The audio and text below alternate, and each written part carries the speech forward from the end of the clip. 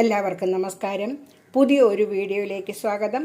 ഇപ്പോൾ വെക്കേഷൻ കാലമാണ്. അപ്പം നമ്മൾക്ക് കുട്ടികൾക്കായി ഒരു ഹെൽത്തിയായ കപ്പപ്പുഴുക്ക് നമുക്ക് തയ്യാറാക്കാം. ടൊപ്പിയോക്ക, പൂള, കപ്പ എന്നൊക്കെ ഓരോ പേരുകളിൽ അറിയപ്പെടുന്നുവെങ്കിലും നമ്മളുടെ ഒരു നാടൻ വിഭവമാണ് കപ്പ.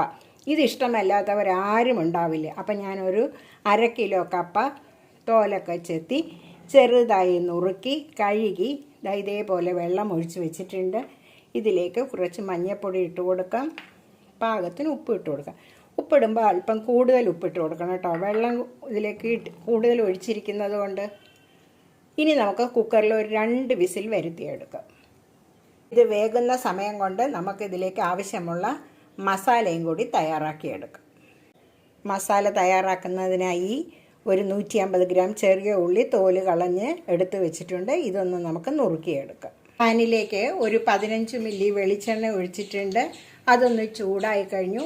അല്പം കടുകും ഒരു വറ്റൽ മുളകും കൂടി ഇട്ട് കൊടുത്ത് നന്നായി നമുക്കൊന്ന് ഫ്രൈ ആക്കി എടുക്കാം. കടുക് ഫ്രൈ ആയി കഴിഞ്ഞു. ഇനി നമ്മൾ നുറുക്കി വെച്ചിരിക്കുന്ന സവാള ഇട്ട് കൊടുക്കാം. 6 പഴുത്ത കാന്താരിയും ഒരു പച്ചമുളകും കൂടി ഇട്ട് കൊടുക്കാം. നമ്മൾ നാടൻ വിഭവങ്ങൾ എപ്പോഴും തയ്യാറാക്കുമ്പോൾ വെളിച്ചെണ്ണ ഒഴിക്കുന്നതാണ് നല്ല ടേസ്റ്റ് കൂടുതലായിട്ട് കിട്ടുക. അതുപോലെ കാന്താരിയും നല്ല ടേസ്റ്റാണ് നമ്മളുടെ നാടൻ വിഭവങ്ങൾ തയ്യാറാക്കുമ്പോൾ ഉപയോഗിക്കുക. അപ്പോൾ ഇതൊന്ന് നമുക്ക് നന്നായി ഒന്ന് ഫ്രൈ ആക്കിയെടുക്കാം.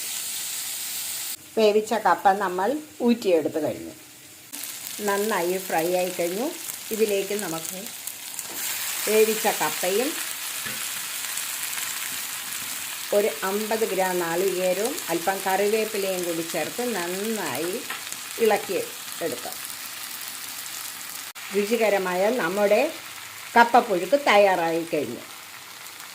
എല്ലാവരും ഇതുപോലെ തയ്യാറാക്കി നോക്കുക. ചാനൽ കാണുക, സപ്പോർട്ട് ചെയ്യുക. എല്ലാവർക്കും നല്ല ഒരു ദിവസം ആശംസിക്കുന്നു. നന്ദി, നമസ്കാരം. Thank you.